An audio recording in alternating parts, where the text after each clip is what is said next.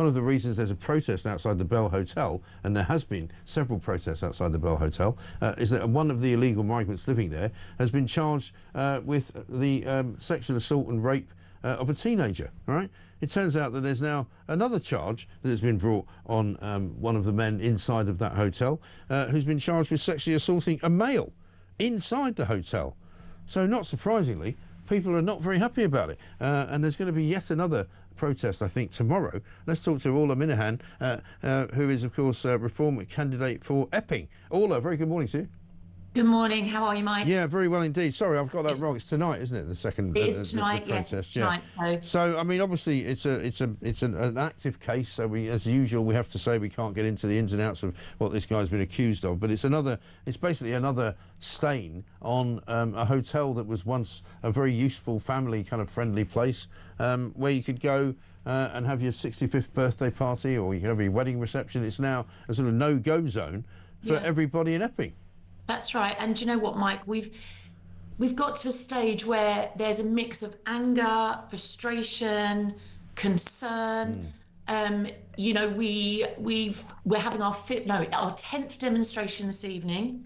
So this has been weeks of protests, weeks of anger, and apart from that very first Thursday, it's been absolutely peaceful, just very concerned locals, parents. Now we've got to a stage where in about 2 weeks' time, children are going back to school. So there are going to be children that are leaving primary school, going to secondary school, which backs on to the back of the Bell Hotel. Parents are terrified. And now to add to this, another assault, or actually several assaults, and a sexual assault on a man by somebody in this hotel. People are absolutely alarmed. I mean, there are two things. The first thing is we feel validated by the fact that we're still protesting and saying, what are you doing? You know, what is the government doing? We're being ignored. The only plus point about all of this is they've taken the fencing down, which is where we were set behind. It was sort of penning you in, wasn't it? Yeah, absolutely. 10-foot fencing like animals. Luckily, that's been taken down because of so many complaints, and we seem to be the only demonstration outside a hotel that has been fenced in. But that they've come down. But you know, nothing's happening, Mike. Nothing's changing. Nobody's engaging with us. So the frustration is mounting, the anger's mounting, and the concerns are mounting. Yeah, and you know, even the local council have become part of your protest, haven't they? On your side, they want the hotel to be closed down. They've written a letter to Yvette Cooper, the Home Secretary, to ask her to do that, and she apparently hasn't responded, hasn't talked to anybody about it.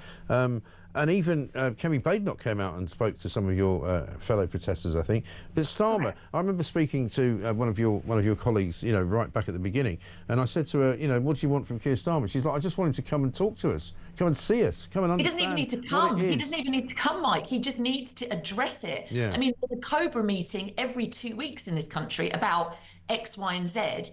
Yet all the women and children and families and fathers, you know, are standing outside hotels up and down the country saying our children aren't safe. We are terrified. And yet he can't even say something publicly. You know, it's outrageous. So you can invite everyone from everywhere across the world to talk about, you know, the issues that their countries are having. But in our country, your own citizens are terrified and concerned that not only are we being subjected day in and day out to harassment, abuse, you know, rape, strangulation, God knows what else, but at the same time, our borders are still open and there are still hundreds coming in every day. Right. So the situation is getting worse and worse and worse. Yet Starmer nor Yvette Cooper have even the slightest concern, it would seem, for any of the citizens in this country. They won't even address it. Yeah. I know. It's as though it's not going on. I mean, he puts out messages about, you know, we're building, you know, construction centres so that people can learn how to be constructors. We're talking about A-levels today. We're talking about, you know, businesses tomorrow. We're talking about building homes. He's never actually tweeted about not only your particular situation and your particular protest, but about any protest around the migrant hotels. And they just hope that we're going to go away, Mike, and we will not go away. This will not this will not end well. You know, yesterday, again, and of course we can't go into detail, but in Canary Wharf, another incident. Yeah. You know, it's not that we're, you know, there's been one incident months ago or weeks ago, and we're all standing there, you know, continuously talking about the same thing. It's evolving and happening every day. Yes, it is. Yeah, sorry, carry on. No, carry on. No, I was just going to say, and the longer it goes on, the worse it's going to get, because and I said this 2 weeks ago, you know, with every week that passes, there will be more attacks, there will be more crimes committed, there will be more problems from these people, because they're bad people. I'm sorry, you know, I'm going to say it, because there's no point in pretending that they're all sweetness and light. And we've seen them, we watched them coming over. We got that guy, the TikTok character who's in the Sun this week, who came in on Saturday after Keir Starmer said he was going to clamp down on every single person that came here. He was going to start detaining them, he was going to start sending them back to France. This guy was in a hotel in Heathrow by Sunday afternoon. Yeah, I mean, you know, Mike, on Tuesday night, when we first heard about this incident that had happened, a few of us went to the Bell to find out what was going on, and 3 guys came across the road. I mean, why isn't there a curfew? This is at 9 o'clock at night, wandering around, and then one of them spat and you know, revealed himself, if you like, for one of the next words. Exposed himself? Yeah. You know, and we're standing. Did you report that to the police? Yeah, we reported him, and actually he was arrested. But you know, this should not be happening. This is, you know, why is this awful, isn't it? In a suburban area with decent people who just want the area to be safe?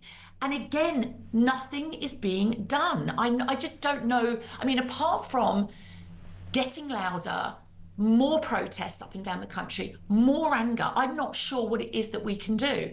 I've just on that, I've had so many women contact me across the UK saying that there have been assaults in their area, there's been incidents that have happened that they've reported that haven't even been made public. So I think this is the tip of the iceberg, Mike. I think that we will find there is a lot more that just isn't being publicised. And that is terrifying. It really is. It's a shocking state of affairs. It really is. Something's got to change. It has to change, and very, very soon. Orla, really appreciate you talking to us, and good luck tonight. Thank you very much indeed. Orla Minihane, their reform candidate for Epping. There's another demonstration there tonight at 6 p.m, of course. And no wonder.